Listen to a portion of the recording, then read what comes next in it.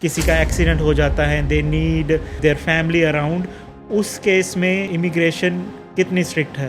इन cases में जो most relevant सब क्लास है, जो मोस्ट रेलेवेंट वीज़ा है, वो विजिटर वीज़ा ही है, ठीक है। जब हम एप्लीकेशन लॉन्च करते हैं तो उसमें हम डेफिनेटली एक्सप्लेन करते हैं कि कौन से रीज़न है, किस वजह से हम जो ट्रैवल करना चाहते हैं। तो immigration definitely considers all those things, but Indian citizens के लिए एक और भी इन्होंने ऑप्शन दे रखा है, वो है प्रायोरिटी प्रोसेसिंग फ़ीस। अगर आप विजिटर वीज़ा लॉन्च कर रहे हैं और आप एडिशनल $1000 पे करते हैं इमिग्रेशन को, तो आपकी जो प्रोसेसिंग है हो जाती है 24 to 48 आवर्स। ऑलराइट। तो वो जल्दी वीज़ा का डिसीजन दे देते हैं। It's a good option for Indian citizens. So basically once again, how much money you wanted to spend? अगर आपको कोई इमरजेंसी पड़ भी गई है, there is an option available, आप बोल रहे हो कि जिसमें आप $1000 एक्स्ट्रा पे करो तो आपकी जो वीज़ा एप्लीकेशन है विद इन 24 से 48 आवर्स में वो डिसीजन दे डिसीजन आ जाएगा। Yes. That's a very good information mister Jasraj. So एक और क्वेश्चन मेरे दिमाग में आ रहा है मिस्टर जसराज कि ये केयरर वीज़ा क्या है? मैं बहुत कंफ्यूज हूँ इस चीज़ को लेकर कि पेरेंट वीज़ा में या केयरर वीज़ा में क्या डिफरेंस है और इसको आप कैसे एक्सप्लेन करेंगे? केयरर वीज़ा जो है वो बहुत ही बढ़िया ऑप्शन है जो ऑस्ट्रेलियन इमिग्रेशन ने दे रखा है। ये उन लोगों के लिए है जो जिनकी फैमिली मेम्बर में कोई ऐसा मेम्बर है जिसको कोई डिसेबिलिटी है और उस डिसेबिलिटी की वजह से उसको लॉन्ग टर्म केयर की ज़रूरत है। तो आप अपने किसी रिलेटिव का ये वीज़ा अप्लाई कर सकते हो, केयरर वीज़ा अप्लाई कर सकते हो, और उस केयरर वीज़ा के साथ आपका रिलेटिव यहाँ पर रह सकता है ऑन परमानेंट बेसिस और आपके फैमिली मेम्बर की लुक आफ्टर कर सकता है। तो इसमें obviously we have to prove के जो पर्सन है जो जिसकी लुक आफ्टर के लिए आप केयरर वीज़ा अप्लाई कर रहे हैं, उसका प्रॉपर हेल्थ असेसमेंट होती है, इंडिपेंडेंटली वेरीफाई करता है सब कुछ के कौन सी कंडीशन है, whether it needs long term care और नॉट।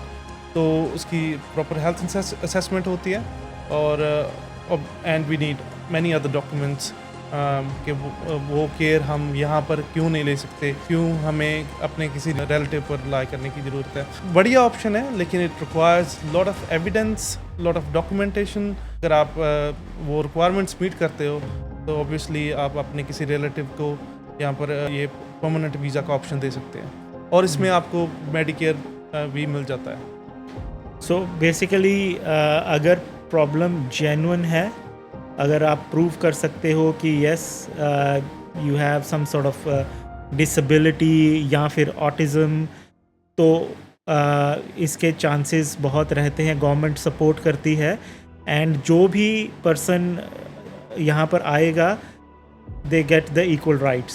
Is that correct? देखो, ये परमानेंट वीज़ा होता है। Once it gets granted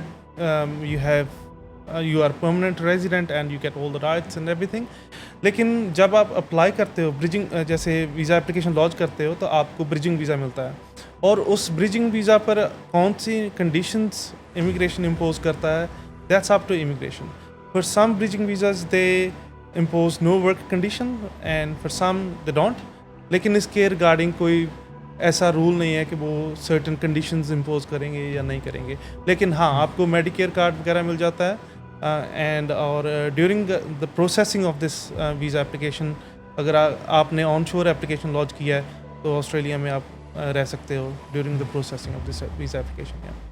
alright. So मैं एक क्वेश्चन पूछना चाहता हूँ कि अगर किसी का यहाँ पे एक्सीडेंट हो गया जो कि स्टूडेंट वीज़ा पे है एंड उसके बाद वो डिसेबल हो गया या फिर they need care for like 6 months, so in that case can their parents और family apply for carer visa?